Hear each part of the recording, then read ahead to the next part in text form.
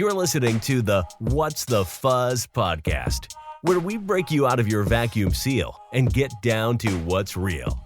Never miss another episode again. Subscribe to us on Apple Podcasts, Google Podcasts, Spotify, or wherever you listen to your favorite shows. And now, your host, Reiner. Hey Fuzzos, what is up? Glad to see you again for this week of What's the Fuzz. And if it's your first time listening, nice to meet you. I'm Reiner, a big blue dragon boy. This episode was recorded back in February and should be released around March 16th, 2021. We'll be talking about Canadian immigration, East Asia, and ambiguous identity in this episode of What's the Fuzz? So I'm sitting down with Kavaeric, a unique addition to the furry fandom with art that draws the eye from every angle. Be sure to check them out over on Twitter, @Kavaeric, and I'll be linking their other projects in the show notes below. Thanks so much for coming on the show tonight, Kavaeric. You may just be the first guest living in Canada that I get to talk to, and I'm super looking forward to your perspective on a few things. Am I the first one living in Canada? I think so, yeah. We've had people from London, we've had people from Singapore now, and mostly it's been based in America, so I think you might be the first person that's at least immigrated from a different country to Canada, at least. Okay. It's the first immigrant. Yeah, maybe. Yeah, that's interesting. Right. But first I'd like to throw out an icebreaker question. Yeah. What is the strangest request you've ever gotten to draw something? Strangest requests. How safe for work are we talking on this show? Oh, this show, you can say whatever you want. Strangest commission. It's more a commission than a request. Because I don't usually get requests, actually. I don't usually get like creepy people in like DMs or like unsolicited things like that because of I can talk about that later, but I think just if you just want like the weirdest commission I guess I've ever gotten is someone just wanted their piñata sona in a lewd com with someone else's piñata sona. I'm like, all right. Okay, that didn't go as far as I thought it was going to be. I was thinking it's they pretty wanted tame, to beat the candy out of them, and that was like their kink. Not really. It was just I ended up just drawing them doggy styling. So. Okay, that's pretty tame by their standards. Yeah, right? it is pretty. I mean, it's pretty tame in the community at large. But I also that is like I think. One of the only times I've ever done, might have been the only time I've actually like done a not safe for work commission. Yeah, I'm actually kind of surprised. I thought you were like strictly safe for work kind of thing. Yeah, I can think of two instances, and that was one of them. Usually when I do draw NSFW, it's usually just for friends, because anatomy sucks, and so if I realized recently that a lot of my artistic drive comes out of the results rather than the process, and so drawing friends is one way for me to stay motivated throughout the entire process, so that I don't like end up stagnating, which is part of a reason why I have trouble with commissions, and also why I don't do NSFW, because that's not really something I'm confident enough to start charging people money for, I guess. Gotcha. And now you know what happens when you watch too much Viva Pinata when you're a kid. Out there, listeners. Be careful. Watch wisely. So now we can get into the real questions over here. First, I think our listeners would like to know a little bit more about your background. We would like to get to know about you, like how old you are, where you're from, your pronouns, your ethnicity, and how you would describe your sexuality/gender identity if you feel so comfortable with that. I got the basics out of the way. My name is Kavaeric, as you know.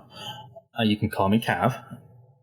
I am turning 23 in a couple of weeks. And my pronouns, I think most people use he, him.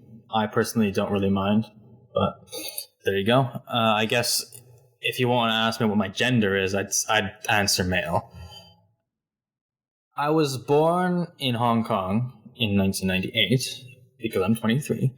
As you know, there's maths involved here. I'm very Quick sorry. Maths. Yeah, and more math than coming. I'm half Japanese and half Hong Kong Chinese. My mom's Chinese. She was born and grew up in Hong Kong. My dad was born in Japan, and after a huge tour of the world during his formative years, he ended up in Hong Kong. And that's how I met my mom. And I was born there. I grew up there. I went to a Canadian international school. So in Hong Kong, you usually have schools. You might have school. Yeah, there's a public school system. But there are also schools that we call them international schools because they have curriculums from other countries. So even though I was living in Hong Kong, I had not been to Canada until I was in, I think, secondary school for a summer holiday. I was taught under the Canadian curriculum, despite never having gone to Canada. And so I grew up there, went to school there, and then eventually I came to Canada in 2018 to start studying, and that's what I'm still doing right now. In terms of sexuality, I guess I'm gray ace / pan. I guess it's kind of weird to talk about. So I hope everyone's taking notes at home, by the way, because there's going to be an exam at the end of this. But yeah, that's just the gist of my background. Half Japanese, half Hong Kong Chinese. Born in Hong Kong, grew up in Hong Kong, raised in Hong Kong, go to school. Went to school in Hong Kong, but now going to secondary school in Canada. Whew, what a trip. It's a bit of a trip, yeah. All right. So who's your main persona and what is your main persona? And how do you feel you express yourself through them? This can get real really quickly. Feel free. My main persona is just, it's Kavaeric, right? Well, I know, very imaginative name. I call them in-universe. I have a little world-building project that's a science fiction thing. They're a synthetic they call them half-ants, so they're half androids, so they basically just means they have 2 arms, 2 legs, and a head on top of a torso. Mm-hmm. So they're basically a robot Sona. And I think my whole thing with the Sona is actually something that's linked to how I feel about my identity in real life, if you can put it like that. It's, of course, right. You already heard the my whole thing about my entire background. It's a freaking patchwork, right? There's just, and I think that's something that's kind of always stuck with me growing up. It's that I'm always finding myself in these kinds of weird middle grounds that aren't inherently very interesting on its own. For instance, I grew up in Hong Kong, but since I went to the Canadian school, I was never really fluent in the local language, which was Cantonese in Hong Kong. It's just a dialect it's one of the Chinese languages.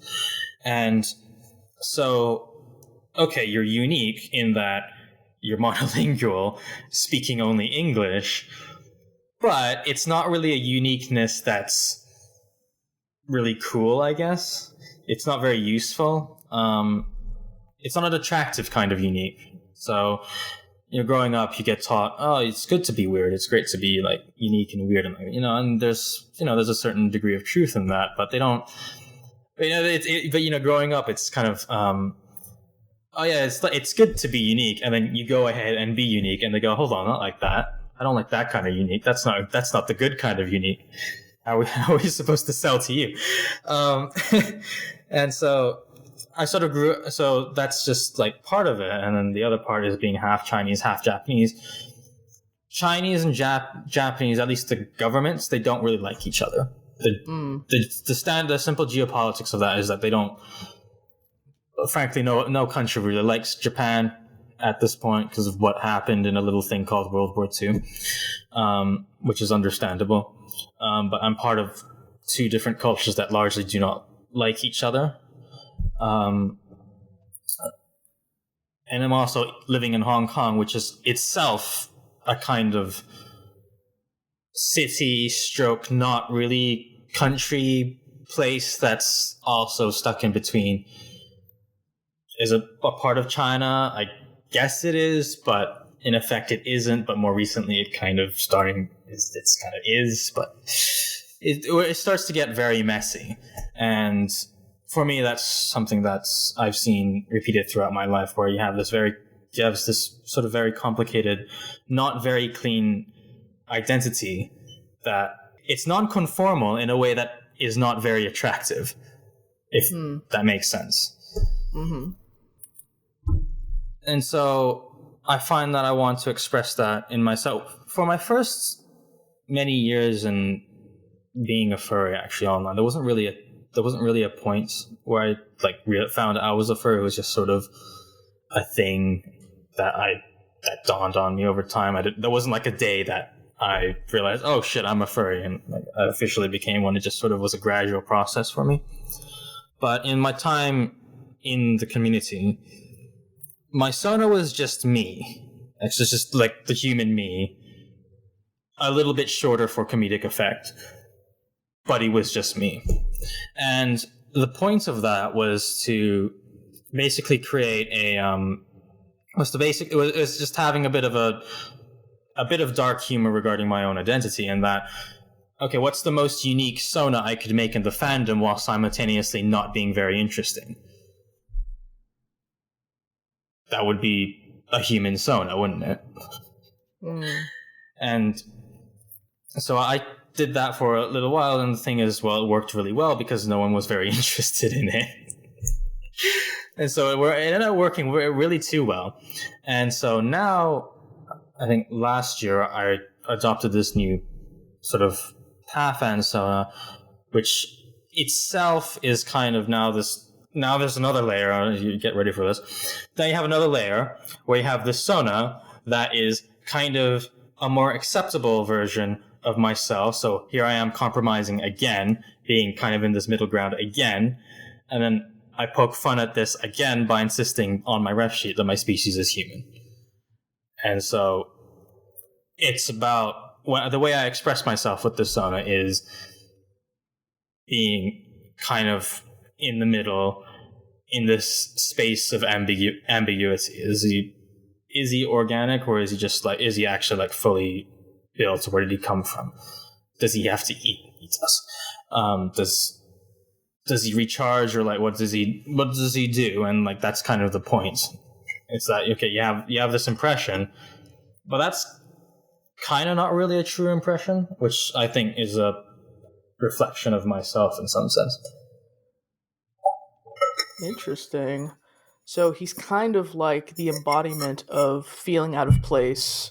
Always, and having unique attributes, but not actually that interesting when you look into it. So you have a robot, but instead of doing something cool like shooting a laser beam, he just is pretty good at eating pizza.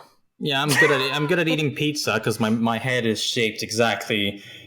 Actually, no, that'd make it really bad, wouldn't it? Because I'm gonna have to rewrite that. Because my head, I was just saying my head's triangle shaped, right? The jaw is triangle shaped, so maybe, but I don't really know. I don't think too much about this. Maybe if there are any food experts, please comment below if there's a comment section. I don't know where this is getting posted. But yeah, it's just this idea that it's unique, but kind of not really. I don't want to say it's in the worst ways possible, but they're definitely not glamorous. It's like, okay, you're a robot, but you do have to eat. You're not superhumanly powerful. You're just a normal person who spends too much time in front of a computer, strong, stamina-wise. You certainly can't survive a cycle in the dishwasher like some people have joked. Wow, okay. So you mentioned that coming into the fandom wasn't really a snap decision or something. It's just kind of something that you just kind of get pulled into slowly over time. Yeah, because it's the same. It's kind of odd because it's the same thing with my sexuality, right? I think that's the better example. You know how people have that moment where they realize that they're gay or trans or whatever, right? I didn't really have that day.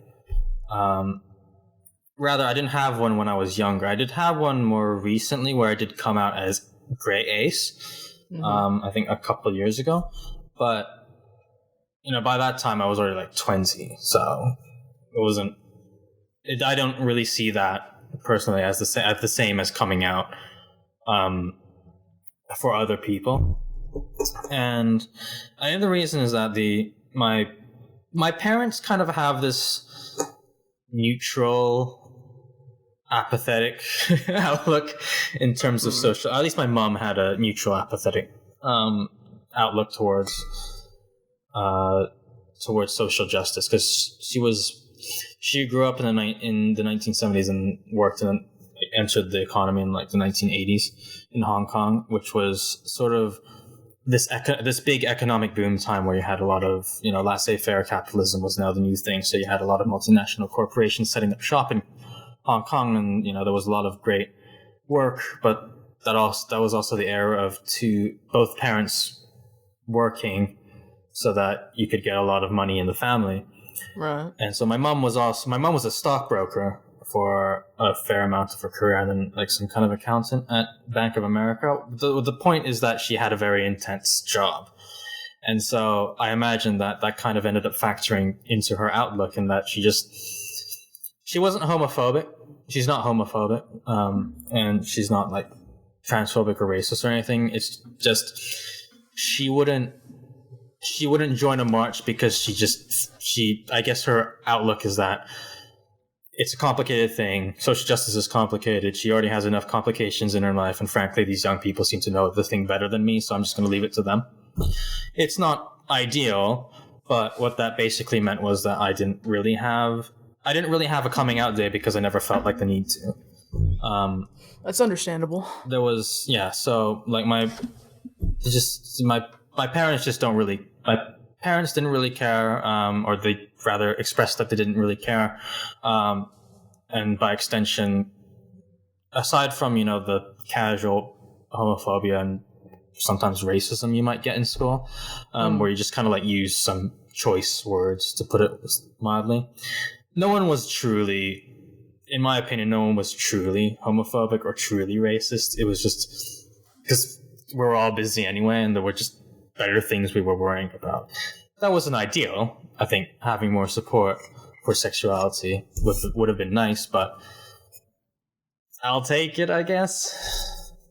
And that's why I don't really have a coming out day for my queerness, because there was never really a worry, I suppose. I'm very privileged to never have that worry of coming out and having people around me not accept it.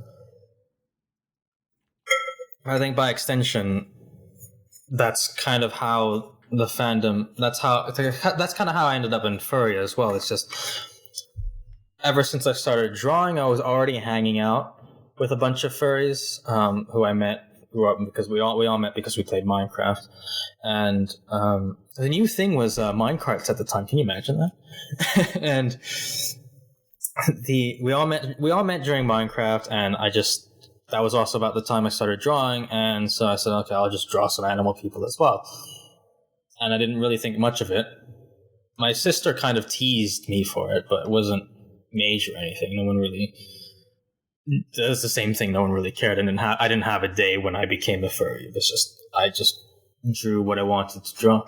So it started out with drawing funny animals, basically, and then it just even grade. I think I grade 4, primary 4. I think it's the same thing. I was already like drawing animal people, but I just didn't think much of it. It was just it's just animal people, right? It's just Zootopia fan fiction. I mean, yeah, it was Zootopia. It wasn't a thing yet, obviously. It was. Yeah, I know. It's like the Disney Robin Hood, Yeah, exactly. I suppose that's the takeaway of both my queerness and being a furry, is that I was never exposed to the negativity or like the societal pressures, I guess, or the societal biases against like being queer or being a furry. So it was very benign to me for that reason. It was not a very big part of my identity because it didn't have to be. No one really cared that I also liked boys and then men, right? No one really cared that I drew animal people, and therefore it was never really an issue. So there's your fun example for like how what systemic discrimination means, I guess. Something like that. It's not a problem. The problem isn't being queer. The problem is other people not treating you well because you're queer. So when you take that prejudice out of the equation, suddenly everything's hunky dory. How long would you say altogether you've been part of the fandom, like from inception? About 8 years. Let me just think. I guess it would have been from maybe 9 years this year, I think. Oh, wow. So, yeah, 2012, 2013 was when I started drawing. And I guess that was when I started drawing was also when I started, like, really drawing the animal peoples. And then also hanging out with other people who drew the animal people, so... Do you often have to deal with misconceptions from furries in the fandom because you're quote-unquote Asian? Do they assume that you can't speak English well, or that you have difficulties understanding things like, I don't know, a McDonald's Big Mac? I mean, I think it's a mix, because there's assumptions that go both ways, I think. So you have people who are like, wow, you speak really good English. And I'm like, all right, thanks. I guess thanks. That's the only language I know how to speak. So I better be good at it, because there's not much else going for me if I can't. And stuff like that. And there's, sometimes it's, you speak really good English. It's like, so this is something we call spaghetti. I'm like, yes, I'm aware. What the fuck? I'm very aware. Okay. And then, there's also the typical flavor of, oh my god, you're from Hong Kong? That's like in Japan, isn't it? That's so cool. And it's just stuff like that. That sort of thing people have talked about. It's fine, that happens. The more interesting things is when it goes the other way. So people do think I'm a Canadian. I'm not. Legally, I'm a resident of Canada, but that's because I'm a student here. So I don't have any more grounding. I don't have any more legal status in Canada than any of my other students. I'm not Canadian. I speak good. I did go to a Canadian school. I do have an Ontario secondary school degree, but I'm not Canadian. I don't think I have the outlook of a Canadian. I don't think I learned how to use the dishwasher last week, for God's sake. This week, no, it wasn't even that long ago. And yeah, and the way it works the other way is that, sometimes. A couple of years ago, I went a little bit viral. I say a little bit viral. I mean, I got interviewed by the local television station. Oh, wow. Okay. And about this thread I made that was basically Canada Gothic. It is extremely long. It's not... Personally, I don't think it's that interesting to read. It's a bit of a tome at this point, but apparently people liked it, so cool. And so much that I was interviewed. And... a lot of it was just like the condensation of just stuff that's weird to you as an immigrant. But part of the reason I wrote that thread was because as someone who passes as an Asian Canadian, as a Chinese Canadian, like someone who was born here, people don't really understand it when I point out that I find the amount of driving that one needs to do, for example, very strange. Like I point out, I don't understand what someone means when they say it's 30 minutes away.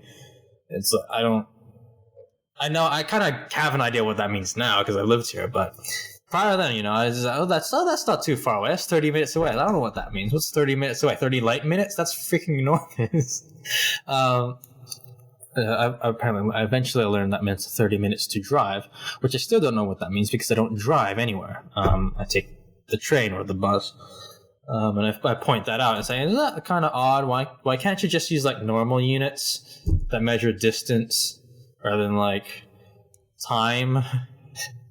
And people are like, and people don't understand that, and they kind of give me shit for it because I think they expect me to, because I don't. I feel like if I spoke in a more broken English accent, for instance, then I would come off as more foreign, and they'd be more understanding when I don't understand certain things about the local culture. But because I speak fluent English, and therefore I do kind of pass off as Canadian, they're a bit less tolerant about that, if that makes sense. On the bright side, if someone ever bothers you on the street, you can just pretend that you don't know English, and they'll probably leave you alone. Oh, right? Yeah, I do that. But it's kind of becoming a problem because of the COVID pandemic. So... Oh, you're right. So I can't do that anymore. Yeah. So, because you get shit for it now. So, because especially if you look like you're foreign, then oh my god, you're gonna be in for a world of trouble, because you're not supposed to be traveling abroad, you heathen. You're supposed to be staying where you are. I mean, they tell me that anyway. But so, what is it about being part of BIPOC and part of the furry fandom that sets us apart from everybody else? In your experience, what do you mean sets us apart by anyone else? Like, we deal with things like feeling excluded at fur cons and fur mates because we're the one person that's not white, the one person that doesn't have the same background as everybody else, etc. Yeah, I think it does feel very exclusionary, because I think a lot of very popular furs. I've never had to cringe. I've never said that word out loud. You know, the reason I hesitated was because I didn't really know how it was going to come out of my mouth when I said it. But yeah, I think a lot of it's sort of popular furries, or like furries who end up getting a lot of sets and panels and have a lot of influence over the fandom. They tend to be predominantly white, and it does feel a bit odd, to put it lightly, when you're kind of the only person who's not white in the room. I did write on Twitter about that, about how there's this sort of weird double standard when it comes to diversity in the fandom, because you have, on one hand, you have the fandom that basically loves everything that has to do with queerness. Like the phrase gay furry is just kind of redundant, because being queer is sort of the de facto norm in the fandom. Mm-hmm. Like you're kind of you're a furry. You're going to be queer in some way, unless otherwise stated, right? And you have that, and everyone loves flying the pride flags, whatever the flags may be. And there's a lot of very open discourse about just queer discrimination at large, and trans rights, and gay rights, and intersex representation, and things like that. And that's all great. This is good. I don't want to say that this is bad, because all that is very good. But you have all of that. You have this fandom that's very accepting and very eager to engage in topics about queerness and the diversity that comes with it. And then when it comes to race, it kind of becomes a hush-hush topic, and no one really wants to talk about it. It's like this. It's just like, okay, you want to talk about, I can advertise about myself you can advertise yourself as not just that you're queer, you're queer or trans or gay or whatever. That's it's good that you can do that in the fandom. There are not many places in the world that you can do that, but you can't do that when it comes to race. I think there tends to be a certain air of discomfort when you start talking about race explicitly. I think the thing that white furries should understand is that social justice, or at least being an ally, isn't something you are or are not. It's not an inherent quality. It's a skill that you have to develop over time. it's going to be complicated. It's going to be like any skill. When you start off, when you're new to it, it's going to be uncomfortable because you're not going to be very good at it. And people will be able to point out that you're not very good at it. And so I think the fact that I was approached by one of the chairs of Fernal Equinox a little while ago about like different ways to make the con more POC friendly or progressive. And one of the things I ended up telling them, we kind of ended up tangenting over there as well, was that, you know, it's good that you're asking me for your advice, right? And it's good that you're asking me to like overlook things, but you know, you can change all the rules you want. You can make an exhaustive set of rules that covers every contingency about cultural appropriation and how to identify whether it is or whether it isn't. And, you know, if this, like, what happens if we accidentally kick someone out for culturally appropriating, but they're actually part of that, you know, stuff like that, right? You can write a million rules in writing about that. But the thing is, it's our awareness about race and awareness about how to navigate the conversation about race is something you learn over time. It's not something that I can just sit you down, give you the briefing, and then you're automatic. Congratulations, you are now an ally. Let me hand you your ally certification for your 2-hour lecture crash course, right? I can't give you clear-cut answers about where to draw. For instance, I can't give you a clear-cut answer about when something becomes when something changes from positive representation to negative cultural appropriation.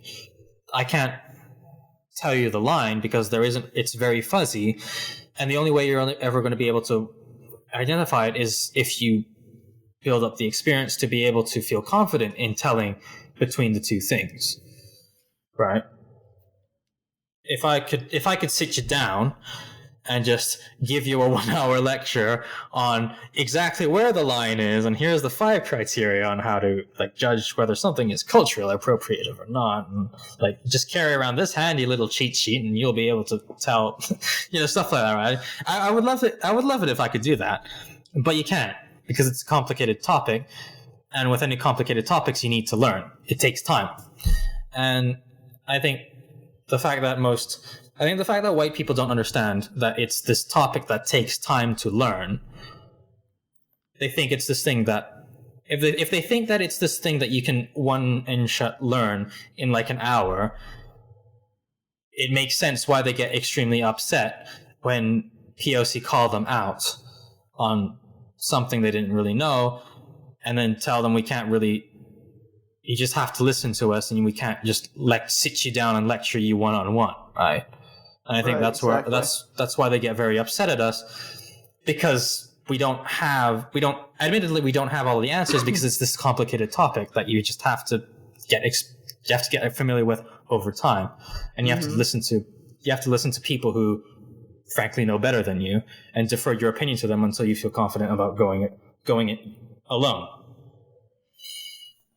And I think that's why they get very uncomfortable. It's because they don't like the idea that they're being racist without, you know, the idea about being systemically racist is that it's not one individual. It's not necessary that racism can happen even though no one's really being actively malicious. You can be passively racist because you have like certain imbued values that you were taught, and that's just your worldview, right? And it's not really your fault, but it is kind of something you have to be responsible for. And they don't like it when you point that out because when you call it out, they think, oh, you think I'm being a terrible person, right? You think I'm being a terrible individual when you're attacking my character. And we're not really doing that. You were brought up as white, and you never learned this stuff. You're learning this for the first time. You're of course going to get it wrong, and it's not an attack on your person per se. It becomes a problem when you start actively resisting. It's like, I'm not racist. I don't use the N-word. That's not that's not how that works. You have to listen. You have to listen to us. You have to actively listen to the experts who have lived with this all their life, and a lot of them don't like that, and that's why they get very uncomfortable. Yeah, and then you put on top of it that not everyone that is basically not white is going to know everything about systemic racism or what part it plays in the world at large and all this stuff, because they're too busy working a shitty retail job to make ends meet, right? Yeah. Like not everybody is up to date on and educated about all this stuff, and not one person can represent that one group of people. One black person can't represent every black person, right? And like you can't. There's a lot of complicated intersections between race and class, for instance, or race and sexuality, or race or being trans, or that sort of thing. And exactly. then, I'm Asian, but I don't.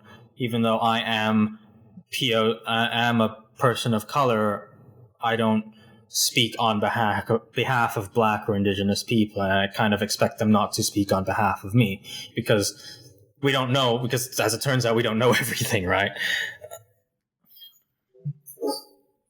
Exactly. Like, I can't speak to what personally would offend me for cultural appropriation if it was like in regards to something having to do with like the native community or something like that. Yeah. That's on them to figure out. Yeah. And I can only speak to what I know has been shown to be just general no's. Like calling me the N-word, definitely that's a no across the board, right? That's a known thing. Yeah. But calling me, if I was personally offended by calling me like Afro or something like that, that would be for me to tell you, right? Yeah. Like it's not my position. Like as an Asian person, it's not my decision as to whether saying the N-word is bad or not. It's down to black people to figure that out, and they told me it's not okay, so I'll say okay, it's not okay. It's not my decision. There was a recent incident where this Japanese artist was revealed to have like this very, very basically based their entire career off of Native American appropriation and caricature. And I think Wolf called them out on it. And, it became this whole thing on Twitter, and a lot of people started to ask me, as a Japanese person, what do you think about this? I'm like, well, they're culturally appropriating Native American stuff. That's not really, I'm not really the person who decides whether that's okay or not, right? Because I'm not a Native American.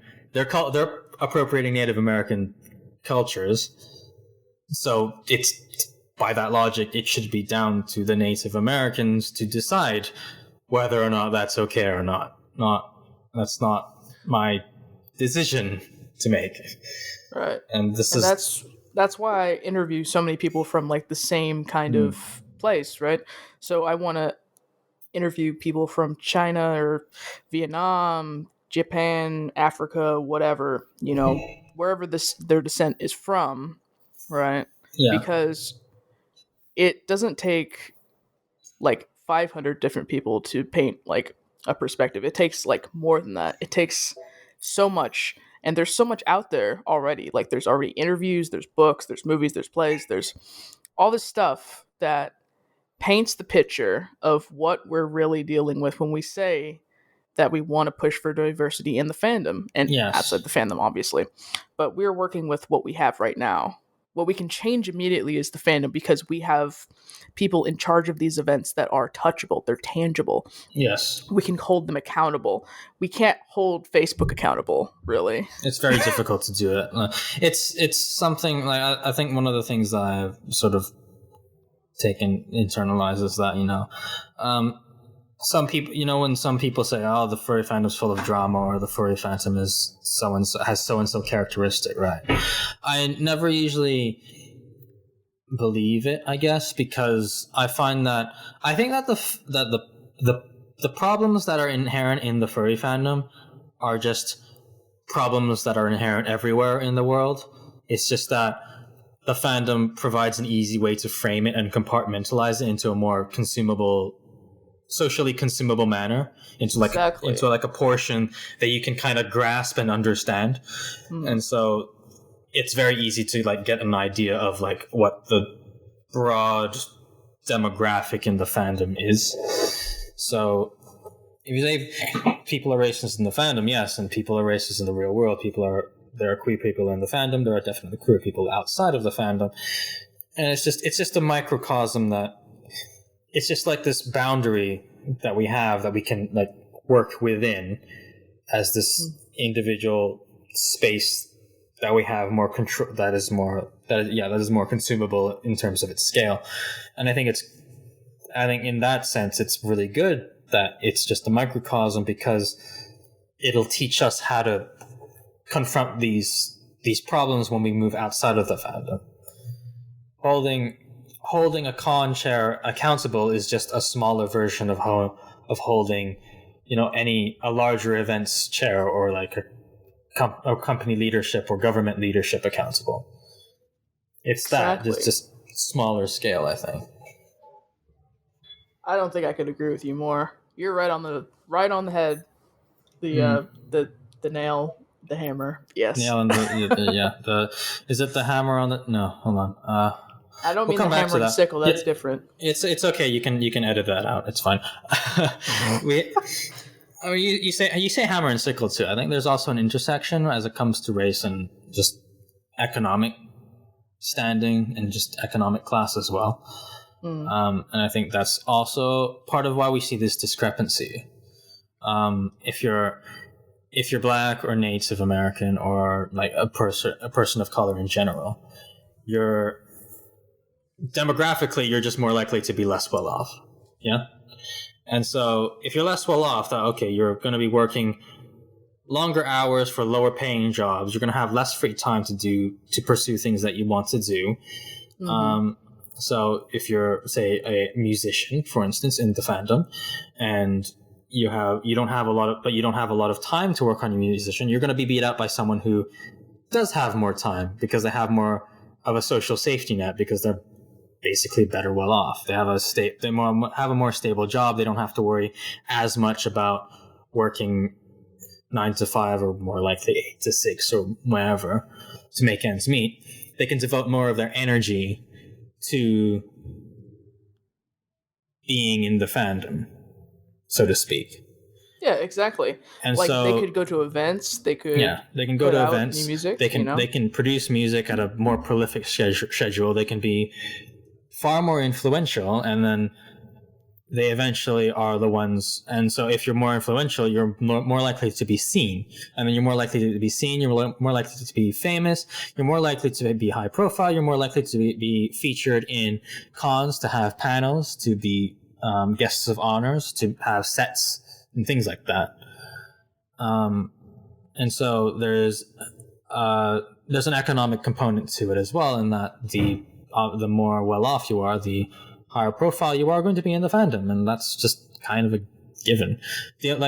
I'm not going to pretend I'm from a privileged background, and so I think it's important to remind people of that, because people sometimes get really discouraged when they compare themselves to me, and like the way I draw, or how many followers I have, or whatever.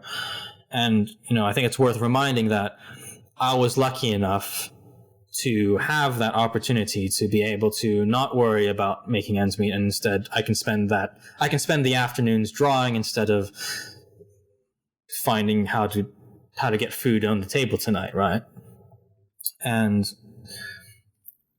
so I think, in that sense, it's not that certain people are working less hard. It's just that they just don't have the opportunity to devote their working hard into things that they want to do.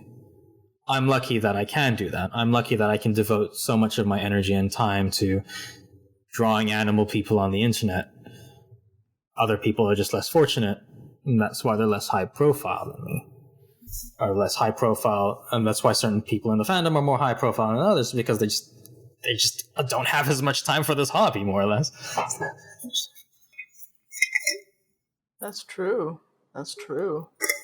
I think that's part of how I think that's where you start to really hammer in about this whole this race thing in the fandom as well. It's not just that white people find it unfamiliar. It's that now you have this economic component whereby they might have to confront the reality that the reason they're famous is not necessarily because they're inherently better. It's just the fact that a lot of their success may also be attributable to the fact that they were privileged from the start, and that does something to your ego when you have to come to terms with the fact that a lot of your success was down to luck.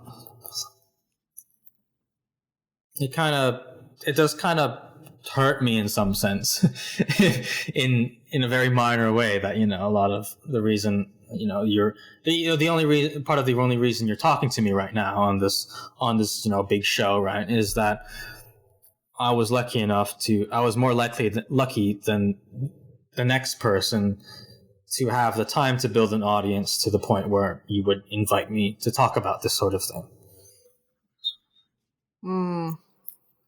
Not inherently true. I did interview a few of my friends who have no followers, so yeah. No, I mean it's that, but like also there's probably someone else who works just as hard on art as I do, who just has as insightful commentary about race as I do, but they just don't have as high a profile, and so they don't. And if someone like that is listening right now, I would love to talk to you. I want to give a mic to anybody out there that has something to say but doesn't have anyone to listen. That's the whole reason that I do this show. I want to hear what you have to say. That was a very good plug. Right? Welcome to the middle of this episode. If you like what you're hearing, be sure to drop us a sub or a follow. If you happen to be listening on Spotify or some other platform, be sure to check out the show notes where we link useful resources as well as extended versions of these episodes on Patreon if they're available. Don't forget to follow us at whatsthefuzz_ on Twitter. And if you happen to be a BIPOC listener out there, don't be afraid to reach out to us to see how you can take part in the show yourself.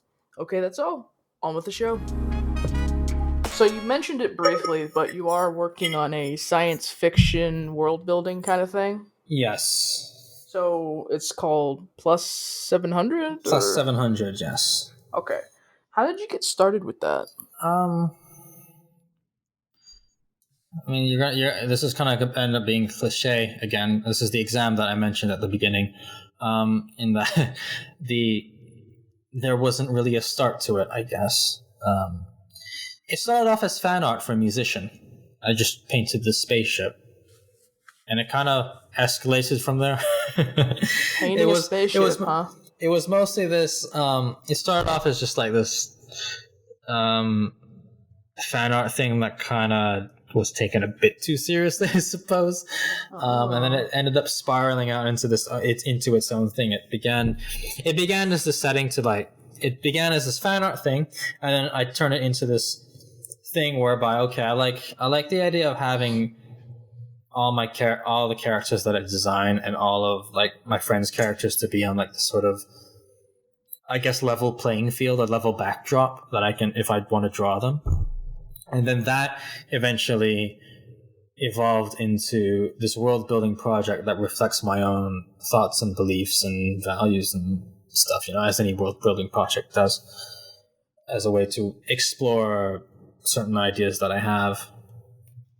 And I guess if you wanted to pin a start date for it, I guess the spaceship picture that I did was 2014.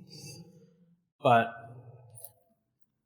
the Plus 700, as I imagine it back then, has basically no resemblance to the Plus 700 as it exists now.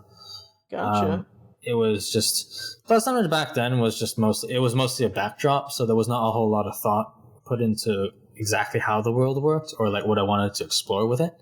And so it was just this very, very middle of the road, very de facto kind of space setting, into like generic space, interstellar space setting and it's got like the military, it's got the space military where everything has borrowed nautical terms, and there are space space companies and space corporations and certain space cities and space like planets and like politics, and there's so many billion people living here and there, and like it was very generic in conception, I suppose.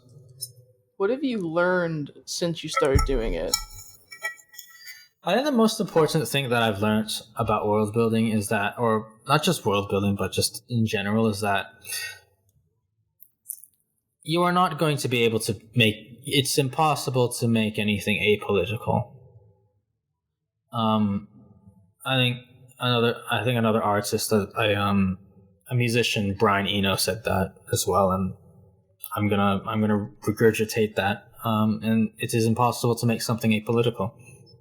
For art especially, but not just art, but in this context, yes, especially for art. You think, you do have a certain worldview, right? Everyone has one, because you live in a society and you think you have opinions about things, right?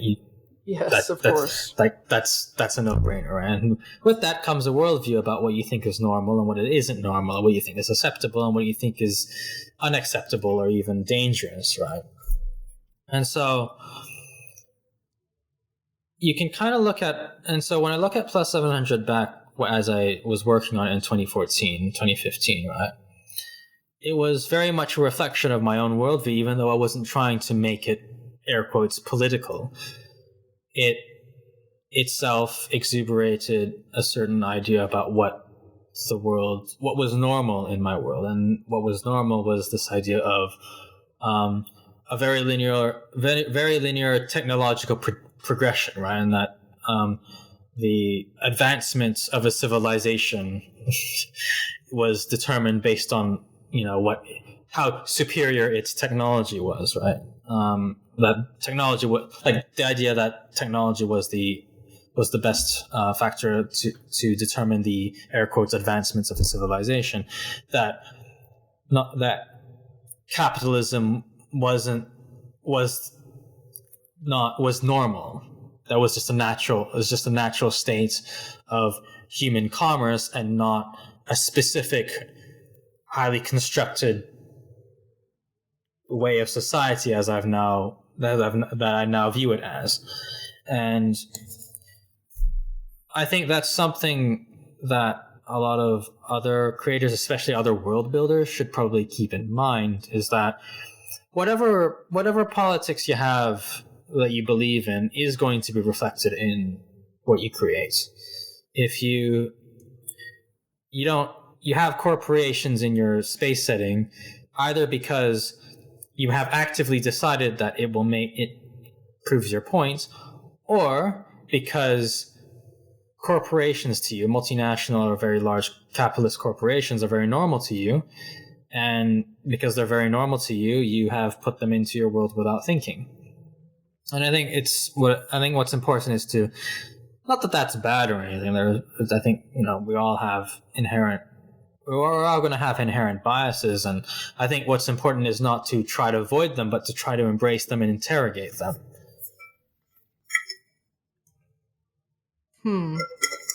I think Plus 700 itself has gotten much, much better because I own the inherent politics that come imbued in that setting.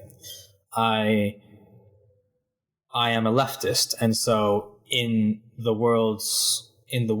canon of the world, leftism is not only dominant, but it is the moral choice. I'm making a moral statement in my world, and I own that.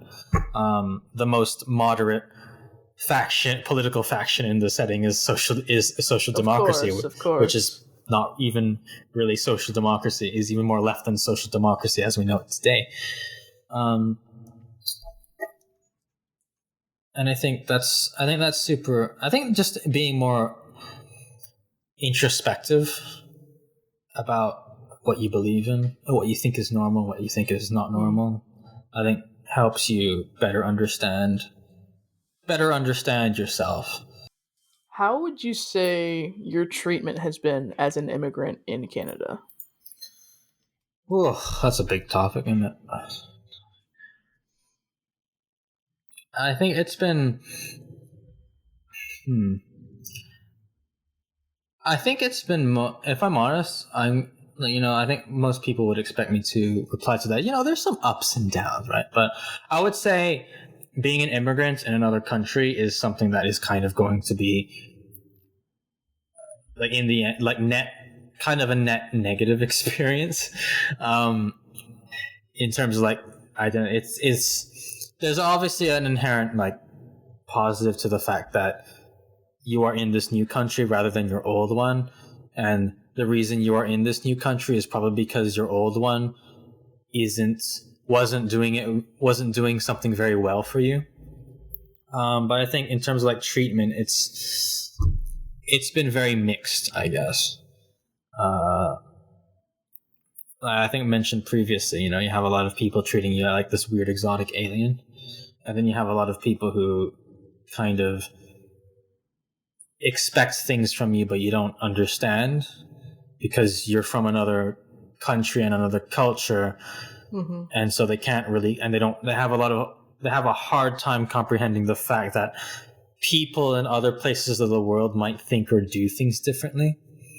And if you reach that point, it's like banging your head against a cinder block wall. You're just never gonna get through. Because it's that thing where they think of like Asia or Asians as like a monolith, right? Yeah, it's this very. I mean, it's that, and it's also this very, I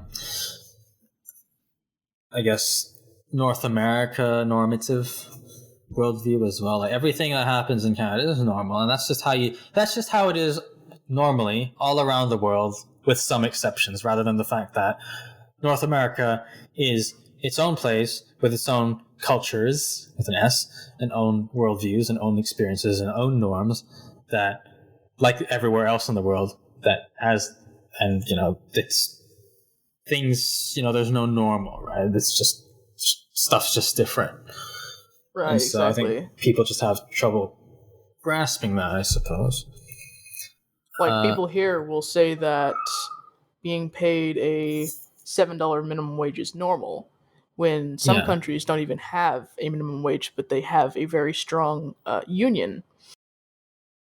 I wanted to know what exactly the distinction was between Hong Kong, China, and then China. Mainland China? Yeah, right. All right, history lesson. So, a little while ago, not so long ago, it's not still relevant, Britain had a big party all around the world, right? Right. And as part of their party, they came in and said, let's own Hong Kong. And after a couple of wars, they did. Now, what happened was that as part of one of these wars, there was a 99-year lease. So I guess Britain decided to rent Hong Kong rather than buying it from China or whatever. Something like that.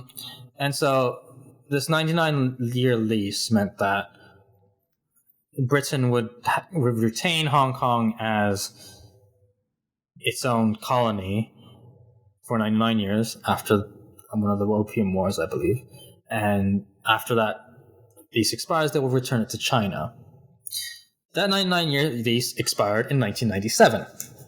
And as part of that, and the thing is that a lot happens in 99 years, right? In those 99 years, just to name a couple of things,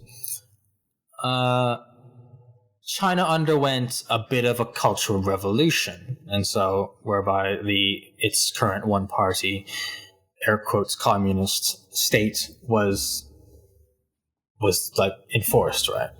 Well, meanwhile, Hong Kong didn't have that. It was still its own thing under British rule, and so it stayed mostly as a westernized, capitalist,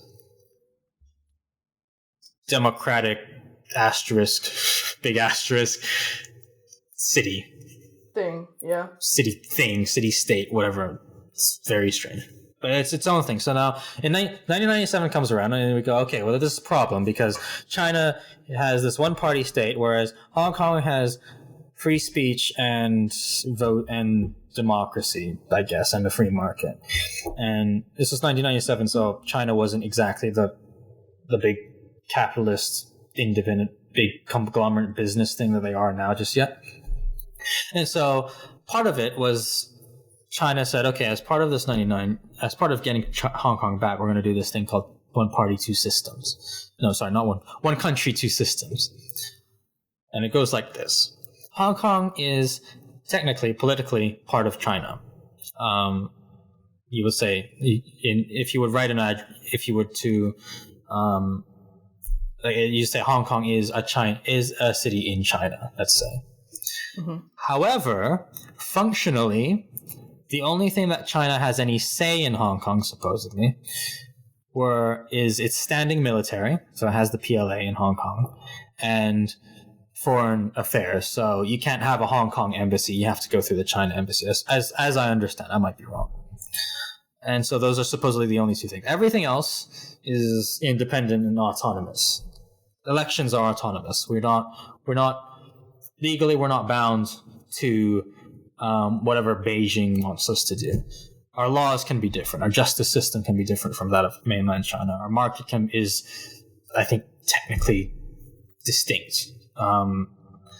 And so on and so forth. It is functionally the countryest not country in the world, to put it one way. So interesting. Yeah. And so if you were to say Hong Kong is a part of China, you're technically not wrong, but it's kind of if you want to talk about like exact efficacy, at least up until a few years ago, if you want to talk about actual like efficacy, it doesn't really mean much, because we effectively operate. We almost operate like Singapore does to Malaysia, where they're just two sovereign, separate countries that just don't have anything to do with each other, more or less. Hong Kong is almost like that with mainland China. Hong Kong's like its whole own thing. But yeah, we have. The local language is Cantonese, which is not the same as Mandarin Chinese, or a lot of the dialects of, or a lot of the Chinese languages that are spoken in the. And it's got a lot of sharp consonants and like vowels, and it's just very easy to sound very angry when you're talking. It's like German in that regard. True. You just always sound angry. And we have our own culture, and we have it's developed out of its own economy and its own political structure and its own beliefs. And so a lot of the Hong Kong cultural identity is made in context that Hong Kong Chinese people don't view themselves as the same as mainland Chinese people, or mainland China, more broadly speaking.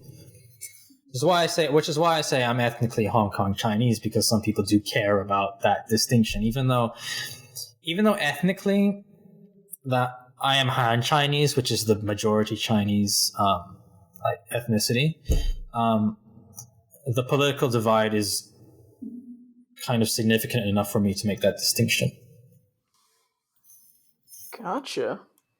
Well, thanks for the history lesson. I think I really understand that a lot more. But because it gets more complicated as you progress through what has happened in the last, I guess, half decade maybe. Right, like, because I knew that Britain got that chunk of China, but I didn't know how that affected things necessarily, like how pervasive it was. But that really it's just that Hong Kong developed as a Western secular free market capitalist democracy. It's kind of hard to wrap your head around in a way. And it's just sort of, it's important to understand if you want to understand what has been happening there for the past several years, and why I'm even kind of here in the first place. So. Okay, this interview has gone on for a very long time. I'm very sorry. It's all good. It's all good. I think we learned a lot of important information, and I'm always down for that. I'm always down to learn more about culture. We didn't even talk about East Asian racism. That's interesting. How do you manage to avoid that one? It's the one that got away. East Asian racism, huh? Yeah, it's its own. How do you mean? Just the particulars as it comes to how racial prejudice is held against Asians, and I guess because I say East Asians because that's what I'm most familiar with, and how how it manifests differently from racism against, say, black people or indigenous people. Well, do tell. How does it manifest? In North America, at least, I think there's this conception that Asian people don't experience racism, which is kind of laughable, especially in the last year of pandemic, where people just kind of assume that you're a walking virus incubator because you have almond eyes. But I think what I wish people would understand is that the racism levied against Asian people is there. It just doesn't manifest itself in the same way as racism against other races. East Asian ethnicity and East Asian history in North America is like a big factor, is the major factor into why it's different. Indigenous people were here first when the Europeans arrived and start acting like they owned the place, right? Africans were taken as slaves and traded during the slave trade, more or less against their will, and they were just pushed out off of the boat and saying, "This is your home now." Asian people didn't really have either of those. Asian people were more or less vetted, have a legacy of getting vetted by the white people who set up shop in North America. And so what happened was that in the early days of Canada and the United States, Chinese immigrants were usually taken on as low-wage labor. Most famously, the majority of labor used to build railways, including the Trans-Canada Railway, was Chinese labor. And it's the usual 9 yards of low pay and horrible working conditions and everything like that. So after they were done with the railway,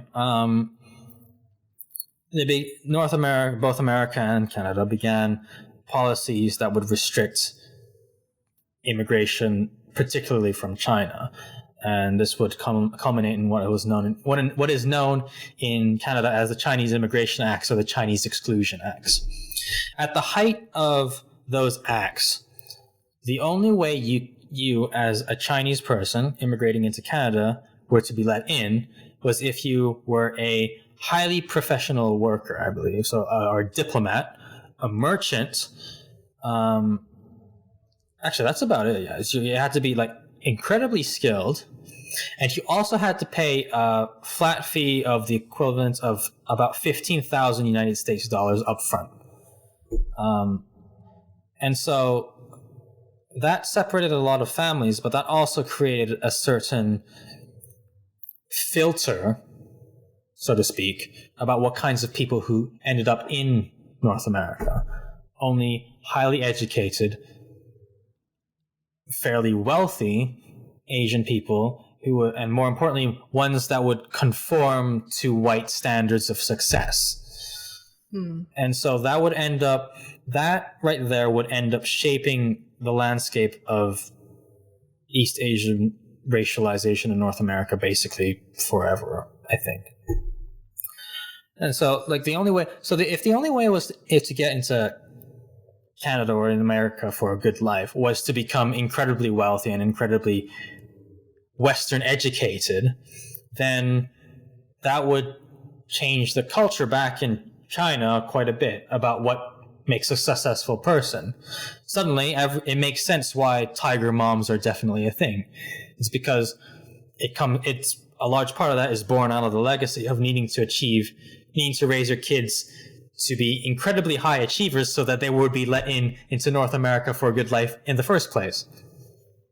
It's also why you see, I think I had a friend of mine who also points out, you ever think it's weird how you have all these, when you have these tiger moms and like the incredibly stringent expectations for Asians, the expectations tend to be very Western. So if you learn to play an instrument, you don't learn how to play like the swana or the erhu or you don't learn how to play East Asian, Chinese or Japanese or anything instruments, right? You learn how to play the violin or the piano, very Western, very classical, aristocratic instrument. Not the guitar even, just like piano, violin, for symphony orchestra. You learn how to play Western games, Western sports. You learn English because that's a good thing. That's the entire, what has happened, in effect, is that the white power structure has defined the entire success, the entire criteria for success for all Asians, from India to the Middle East to China to Japan to Indonesia. And I think that is something that people don't tend to, even other POC don't realize. So when you see, the reason you see Asian people be fairly successful and fairly wealthy and well off in North America is because those were the only people who were allowed in. Damn. They were the only people who were allowed in, and subsequently the culture has ensured that I would be brought up to be like that. I was brought up learning 5 languages at the same time. I only ever stuck with one. I was learning French, I was learning Japanese, I was learning Cantonese, and learning Mandarin Chinese, and on top of English. I only stuck with English. I was taking a sports class. I was taking piano classes. The Japanese thing was an extracurricular thing. I was taking also French tutoring on top of the French school stuff. And then I was also doing Kumon, which is like the maths thing, and eventually NOP, which is also a maths like drill thing where you have to do a work booklet every single day of the week. On top of going to an IB certified school. So there is the legacy of this sort of expectation permeates throughout the world. In Asia is these high expectations. So I think when non-Asian POC look upon, or even white people look upon, oh, these Asians are awfully smart, right? Think about why. It's not because we're smarter. We're not like inherently blessed. We don't work harder than other people. It is because we're expected to work harder than to meet these expectations of white people. It's been described to me as a sort of abusive relationship with white people. Asians have an abusive relationship with white people because they get to set the expectations for us, and if we don't conform to them, then that's too bad. They're allowed to, we're the ones who are allowed to, we're the ones whose racial features they're allowed to joke about without feeling guilty about themselves, and if we call them out for that, then the abuse comes back and we're not allowed to participate in them. We're not allowed, they set our expectations. And through that, they also weaponize us against other POC, which I think is also very important for other POC to understand. They like to paint us as a model minority because, we're all successful and all very wealthy and very smart. Why can't you Black people or Native Americans or whomever be like those upstanding Asians? And when they say upstanding Asians, they say that because not because we're like good or like whatever, but because it's specifically because we act in a way, aka white, that they like. We conform to their standards. They set the criteria for which we succeed on, and they weaponize that against against other races. We don't. White people use that as a way to divide racial movements because you have a lot of Asian people who who are told that they are not like the other POC, and therefore you don't belong in the Black Lives Matter movement, for instance. But when you stand out of line with that, you get stuff like the Japanese internment camps. You get stuff like the Japanese internment camps. There's still xenophobia afoot, especially during the pandemic. And it comes through. Just it's not even at random. It's something that's always there. It's Beijing Biden, Kung Flu, China virus. Orientalism in the cyberpunk genre is another one I think people don't realize. And it's just everywhere. And this is what I mean by it's there. It just doesn't manifest itself as racism. The fact that it doesn't manifest itself in the same way as it does against Native American people and It's black kind people, of like, I think, makes it difficult for other POC and white people to really parse how it works in this very, I'm going to say, sinister way.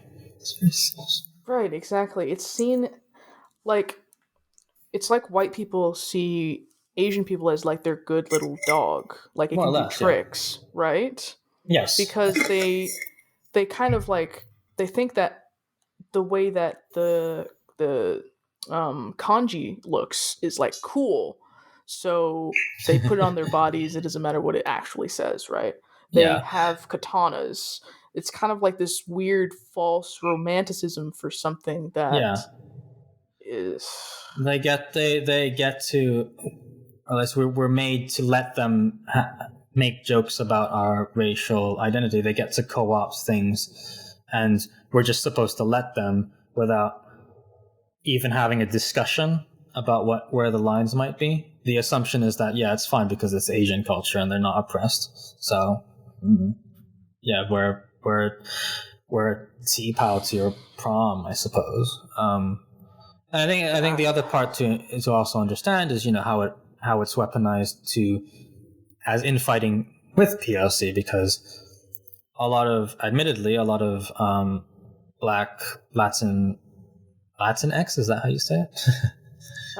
Latine or Latine? yeah. Okay. And Native Americans and like others don't tend to view me as POC. And so I don't get to be part of a lot of the time I don't get to be part of discussions about racial justice. I don't get to participate in discussions about cultural appropriation, because they have been properly convinced that you should view Asian people as white people. And I think that's the most sinister part of it all. They have managed to use us as a very effective method to divide and conquer.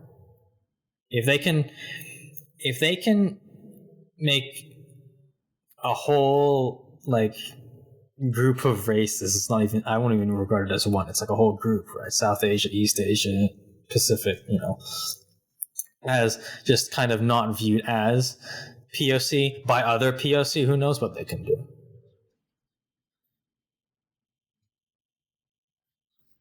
Damn. That's horrific, dude. I think it's getting better, especially in the fandom. I think more people are realizing that being Asian just means does mean you are POC, and you do get a seat at the table, because these prejudices aren't over, and they still need addressing, and that systemic racism can manifest itself in different ways, very sinister, very subtle ways that you might not realize it. Absolutely.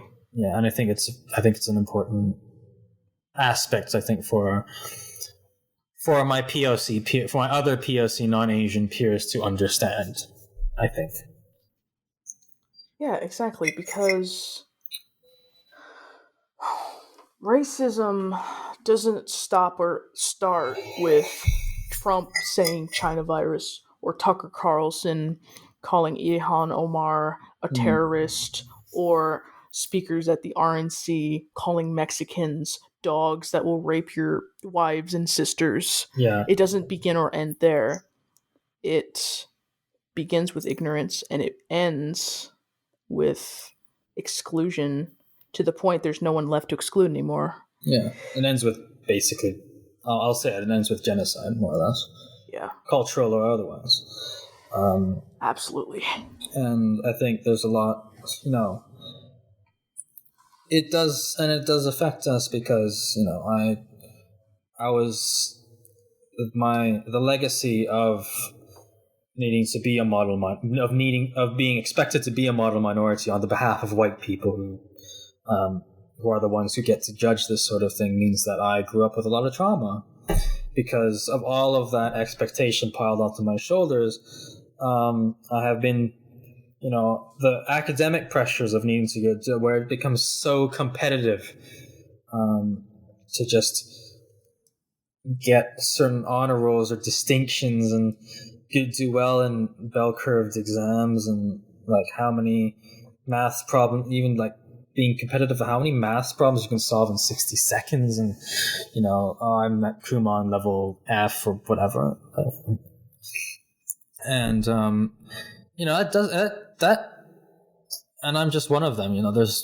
There's millions of people, millions of kids who are undergoing that sort of thing, and this is the kind of legacy that comes from it. I've been, even in my case, I have a fairly benign case, right? It's not like my family was poor, but you grow up with that kind of expectation. I've been sent to the ER because of depressive episodes, right? I won't get too into detail because it gets pretty gnarly, but it does. This is the legacy of systemic racism, and it's not as simple as, although it does include using racial slurs and a certain group of people being excluded or being segregated into a lower social class or lower economic class. It is not just that. It's so much more. Its mechanisms are so much more complicated than that, and this is why we need to talk and discuss these things openly, because you don't know what you're missing.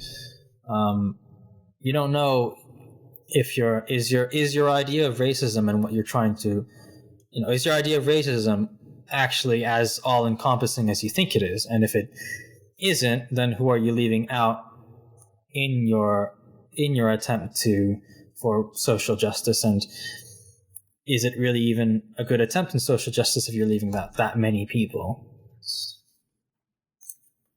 Well said. All right. It is time for the last question of this interview. It's been nearly 3 hours. Wow. Yeah, it has. What is your favorite thing about being a furry? My favorite thing about being a furry is that I don't look like a furry to a lot of people, and so I tell them that I'm a furry, and I like to watch the reactions. I mean, that's one way to go about it. Sure, because my whole. I think I say that kind of only half jokingly because I have this.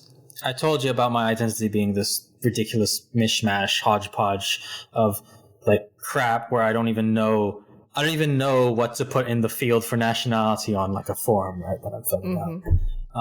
And so let alone things like language, ethnicity, culture, upbringing, what I do as norms, what I don't. It's all a mess, right? I think one of the things that I'm not sure if it's inherent in the furry community, but I think it is my ability to recognize that, but also embrace that as something that's actually something I can work with. Maybe not enjoy, but something I can work with, right? And I straddle the line between so many different places that, this ambiguity is something I can actually enjoy about myself to a certain extent. I can enjoy the fact that I'm not, to some extent at least, when it's not bothersome anyway, that I'm not really I can't really answer any question about nationality because I don't feel like I'm part of any nationality. I can enjoy the fact that I have an art style that's not traditionally, air quotes, furry, but maybe that's a unique or good thing, or the fact that for many people I don't even come off as furry at all. And I think it's a bit of this playful attitude towards this ambiguity that I think I would not have been able to find otherwise. But I think, one thing that people are correct is that furries are pretty accepting. And if you put human on your ref sheet for your character that's clearly a robot, and people will accept that, right? People will say, "Yeah, okay, I'll call you what you want. I'll call you what you want to be called." I don't know what you are. I don't understand a single thing about you, but if you want me to call you that, I'll do that. And I think a lot of people, a lot of POC people, a lot of trans people, a lot of queer people, of everyone can appreciate a community that is willing to do that, and I think I can appreciate that too. Alright, that just about does it for this episode. Thank you again for coming on the show, Kavaeric, and chatting with me. Thank you for listening. That's a lot to go through. It was my pleasure. That was one of the most fun discussions I've had on the show yet. You've got the spotlight to promote anything you like. Go for it. I didn't know there was going to be an exam. Oh my god. I have been fallen by my own sword. I don't know. I have an Etsy store and a Patreon, I guess. Yeah, just follow me on Twitter. I suppose I do tweet a lot of political stuff, but I also sometimes make art. And I also try to signal boost other POC, other queer issues within the fandom, and try to provide my own commentary on certain things. So if that's your thing, then you can follow. If you don't, no hard feelings. You can also follow me on Weasel or For Affinity or ArtStation if you just want to see some of that science fiction, modernism, non-modernism stuff that I do. Alright, be sure to follow the show at What's the Fuzz on Twitter, and follow Kavaeric at Kavaeric. Thanks everybody out there for listening. We'll see you next time. Bye-bye. Bye.